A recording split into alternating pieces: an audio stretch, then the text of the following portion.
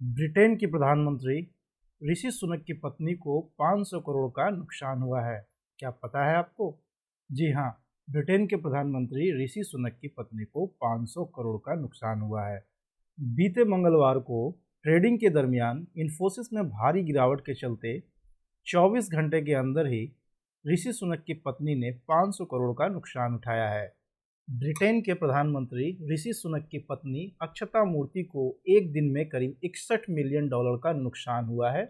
Indian currency में अगर इसे हम कैलकुलेट करें तो 500 करोड़ रुपए के आसपास आता है।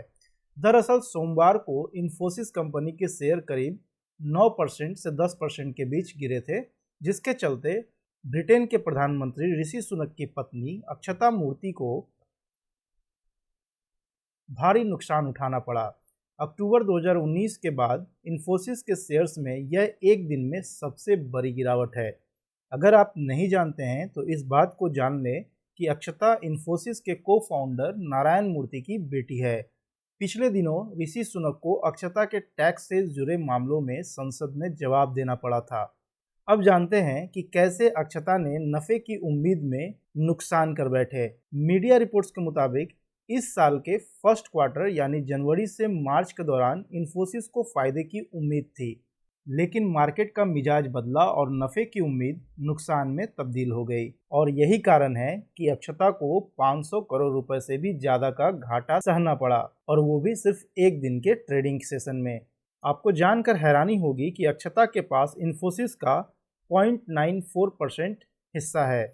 दूसरे शब्दों में कहें तो उनके पास कुल 3.89 करोड़ शेयर हैं इन्फोसिस के। ये नुकसान पूरे सुनक फैमिली की बहुत बड़ी नुकसान है।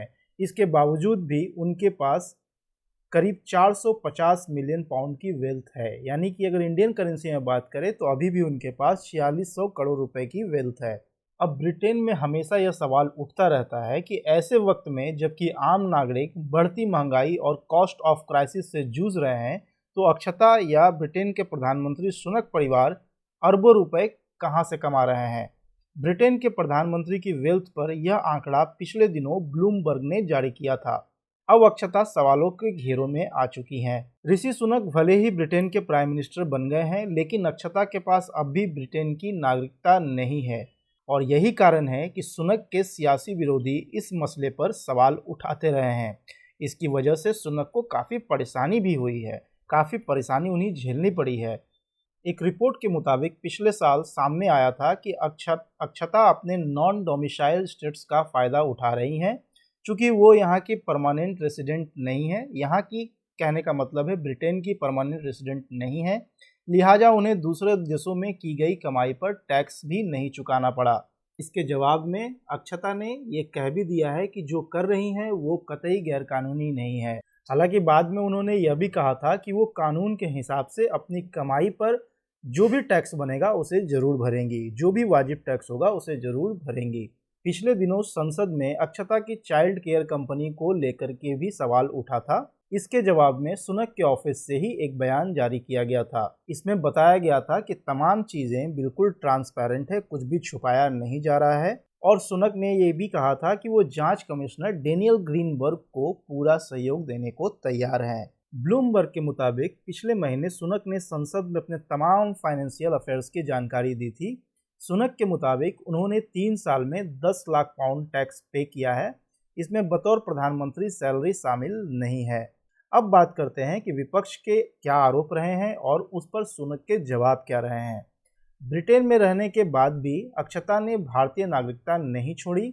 इस वजह से वो ब्रिटिश नागरिक नहीं है। ब्रिटिश कानून के मुताबिक अक्षता को ब्रिटेन के बाहर से होने वाली कमाई पर कोई टैक्स नहीं देना पड़ता है। ब्रिटिश नागरिकों को यह टैक्स देना पड़ता है। इस वजह से विरोधी सुनक और अक्षता पर सवाल उठा रहे हैं।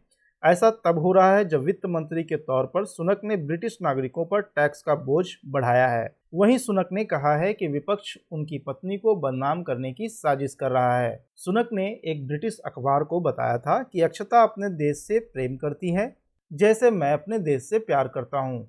उन्होंने कहा यूके में वह जो भी पैसा कमाती हैं उस पर लगे टैक्स का भुगतान यहाँ करती हैं। चूँकि उनकी शादी मुझसे हुई है, लिहाजा उन्हें अपने देश से संबंध तोड़ने के लिए कहना सही नहीं होगा।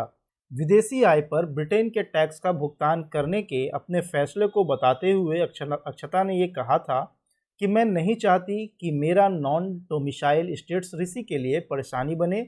मैं यूके में भी टैक्स पे करूंगी।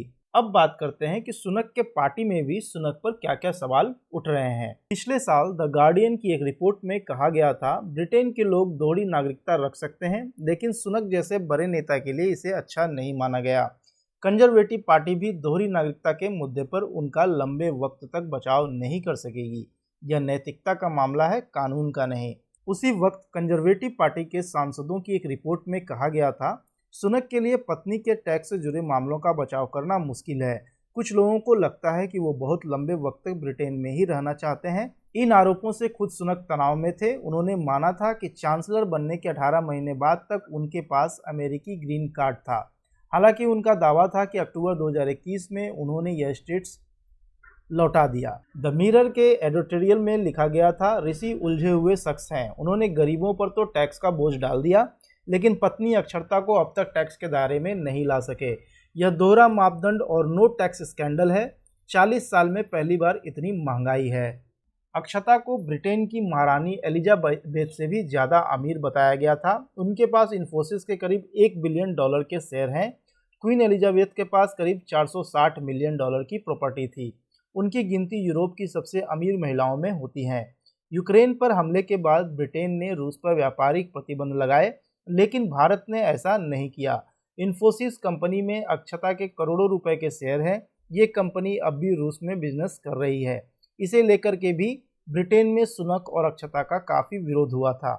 आइए ऋषि सुनक पर एक और नज़र डालते हैं। ऋषि सुनक के पेरेंट्स पंजाब के रहने वाले थे जो विदेश में जाकर बस गए। सुनक का जन्म ब्रिटेन के हैम्पशायर में हुआ था। उन्होंने अमेरिका की स्टैनफोर्ड यूनिवर्सिटी से MBA किया है। सुनक ने ऑक्सफोर्ड यूनिवर्सिटी से राजनीति, दर्शन और अर्थशास्त्र की डिग्री हासिल की है। राजनीति में आने से पहले ऋषि ने इन्वेस्टमेंट बैंक, गोल्डमैन सैक्स और हेज फंड में काम किया। इन्वेस्टमेंट फर्म भी बनाई। ठीक है दोस्तों, तो आज इस वीडियो में इतना ही। फिर जल्द मिलेंगे एक नए वीडियो के साथ में। तब तक के लिए धन्यवाद।